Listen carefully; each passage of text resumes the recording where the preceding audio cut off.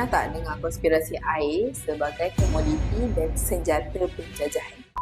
Air ini adalah rahmat paling asas dari Allah SWT dan turun dari langit mengalir ke sungai, keluar dari bumi. Patutnya jadi hak semua manusia tanpa diskriminasi. Tapi bila air ni dikawal macam barang jualan, yang kaya boleh guna air sesuka hati, miskin terpaksa berebut untuk hidup.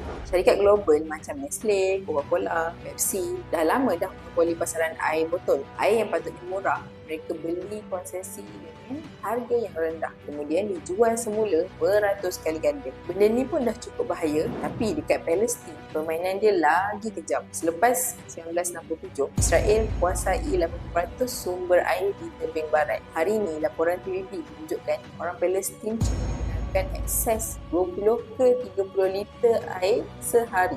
Sedangkan pendapatan haram Yahudi guna lebih daripada 300 liter seorang. Dekat Gaza sendiri, paip air sengaja dimusnahkan. Trak tangki air dikenakan sekatan. Ada keluarga yang terpaksa minum air dari sumber yang tercemar dan anak-anak jatuh sakit hanya sebab tak cukup air bersih. Bila air pun dijadikan senjata, itu bukan lagi sekadar penjajahan tanah, tapi penjajahan hidup manusia. Cuba fikirkan, kalau setitik air pun boleh jadi alat penindasan, berapa lama lagi sebelum segala benda asas dalam hidup kita ni dikawal penuh oleh syarikat gergasi dan juga penjajah.